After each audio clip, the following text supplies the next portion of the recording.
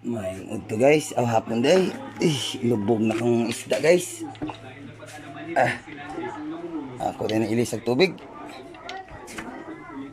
Kaluoy sa mga isda guys oh. Lutaw. Ay atiman, lubog na kayo. Oh. Sus, kaluoy sa isda guys.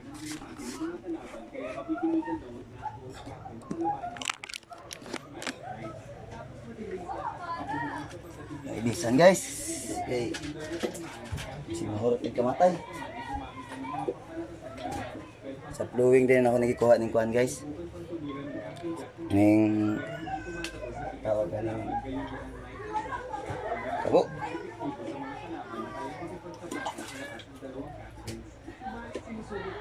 Okay guys. Legit siya guys. Muy atiman guys. Oh. Sus kaluoy ay. Guys, namoy nani guys. Saan yung klase nga mananap ni guys? May si tigkaon daw sa kuwan guys.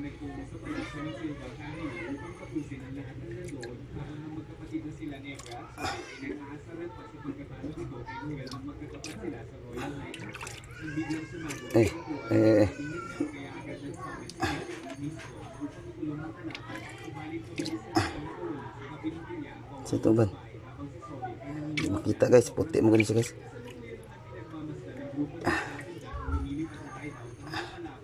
Isa guys, oh, patay na guys. Lubog kayo guys, oh. Yung mga bataan yung magbuhi-buhi isda guys. Tinuig man ang sa ilis sa tubig guys.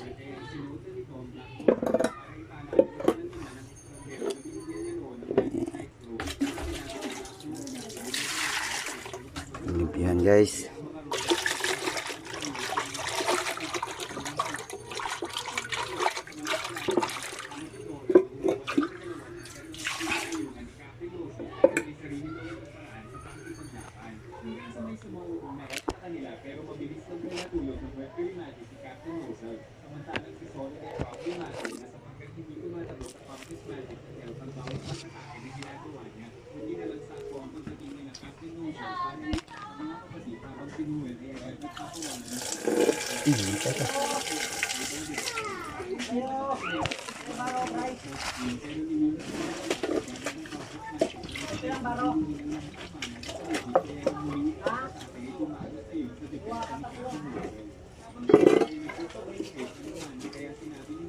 Maligat yung mga isda guys. Kita yung mga bataan eh.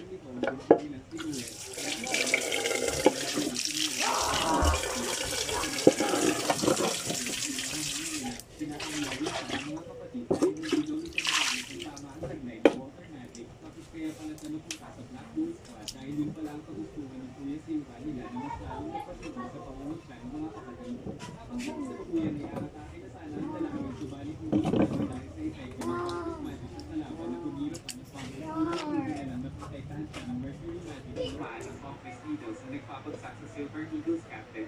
Sabay ito muli pag-activate ng Pompous Magic ng babaeng elf na plano ng tapusin ng magkakapatid na Silva at sa hindi inaasahang pagkakataon ay napapakasmak si Noel ng bagong Water Magic spell na unti-unting pamalag sa kanyang katawan upang patuluyan ng mabuo ang Water Magic Valkyrie Armor. Tapos nauna ng umatake ang babaeng elf gamit ang mga Pompous Needles, mabilis na naiiwasan ni Noel dahil sa napakabilis nitong pagkilos na tila ba sumasayaw sa himpapawid habang iniiwasan ng mga pagsabog. Nakasalapit sa kanya hanggang sa direksyon yung sinubo ng kalaban sa pamalag gamit ang Pompous Shield, subalit unti-unti nawasak ang napakatinding water magic power na taglay ng dalaga na tuluyang tumapo sa elf upang mapawalang bisa na ang Pompous tubig na ginawa nito. Dahil sa ginawa ni Noel ay napupang nito ang atensyon ng ibang elf sa paligid na biglang tumira ng Fire Blast, puti na lang nakapag-set up na nag-grab magic si Zora kaya ang galaking elf pa ang napuruhan. Nagsama rin si Zora ng Mage Healer na gagamon sa Silva, save nagsabang tinunta ang nakahandusay na si Noel. Pinilit na tumama ng Silver Eagles captain dahil ayaw daw niyang makakula kay Noel na nagsimula sa sumusunod ng napakabilis patungo sa mga elves. Sinusubukan siyang hilingin pero nagkalat ang trap magic ni Zora bilang suporta sa pagkatake ng dalaga. Sa kanya iniwasan ng wind magic ng isang elf na nangaasar dahil hindi daw tumama ang si Dragonstone na itinira ng dalaga gayon din ang Rain of Silver na pinakawalan ng Captain Noel. Ngunit hindi nakalaman ng mga kalaban na sinadya pala nila yun na patamahin si Cap Magic ni Zora upang matukoy bago patamayin sa lahat ng kalaban. Samantalang ang mga elves sa palasyo ng Vermilion family ay napalakapatayan pa rin ang kakahantungan nila sa kamay ng mga elf.